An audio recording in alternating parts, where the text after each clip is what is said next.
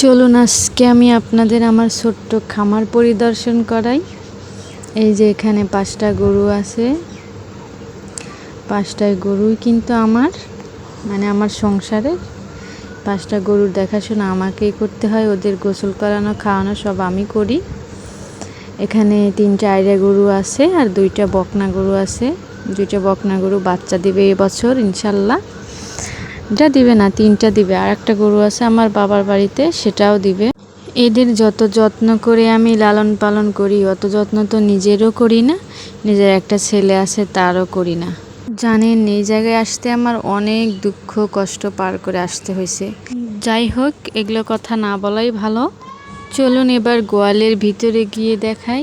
এই যে সবগুলো গরুকে আমি আজকে গোসল করাইছি, তাদেরকে গোসল করানোর পর খাবার দেওয়া হয়েছে, তারা খাচ্ছে। আমার গোয়ালটা কিন্তু ভালো না, শুধু গোড়া এবং মাজাটা পাকা, মেঝেটাও ভেঙে গেছে।